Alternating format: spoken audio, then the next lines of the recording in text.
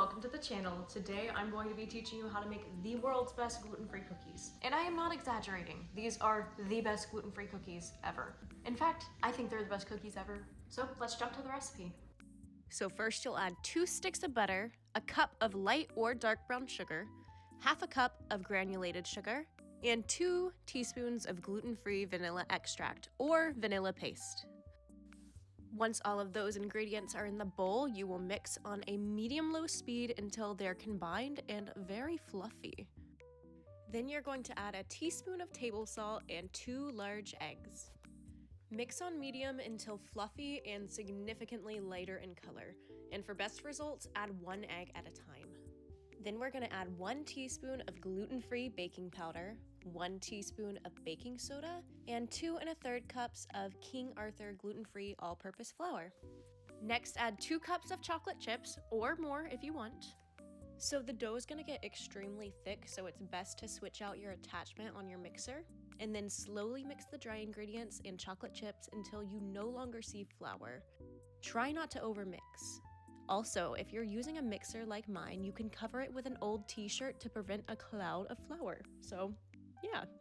Once the dough is done, I like to put it in some Ziploc baggies and write the date and what it is, and freeze the extra dough that I don't use. And it's really convenient because then you can have made-from-scratch cookies in the freezer. Hello, I am going to pick up where I left off, and we are going to bake the cookies. These have been frozen for honestly almost a month. It's really nice to just have the frozen dough, so if you ever want made from scratch fresh cookies, you just have them without having to make them. So I have my brick of cookie dough and I'm just gonna break it. That is not quite in half, but I'll put some here and I'll put some here. I'm just gonna make them into about tablespoon size dough balls, and I'm going to plop them right there. Since they're frozen, they're really hard to get into a perfect ball, so they can be shaped like this and it's fine. They'll just flatten out as they go. My mom loves crispy cookies, so I'm gonna do some on this small tray that I'll leave in the oven longer. Once the oven has preheated to 350 degrees, you will put these dough balls in the oven and they will become the best food ever. I would totally eat them how they are, but I am very scared of getting sick from raw egg, and it's not worth it. Maybe I'll make some kind of completely safe for consumption cookie dough in the future.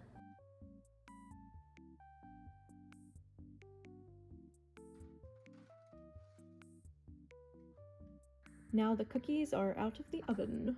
Something important is once they're out, scoop them off the tray like this.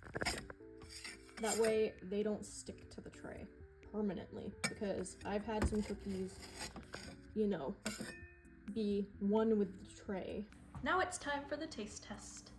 Also, I absolutely love eating cookies with unsweet tea. It's just a perfect combination of warm and cold and kind of crunchy and not crunchy.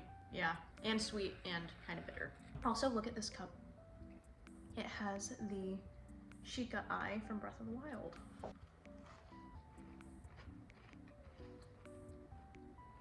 I love cookies so much. Thank you so much for watching this video. If you enjoyed it, please give it a thumbs up and subscribe to the channel. Whether you yourself are gluten-free or you have a friend who can't eat gluten, these cookies are life-changing and everyone has to try them because this is the best recipe I've found. If you want to see more chaotic cooking vlog type videos, then let me know in the comments below. Also, let me know if you prefer crispy or soft cookies, or if you like them in between, kind of crunchy on the outside and gooey on the inside. Thank you so much for watching. Bye.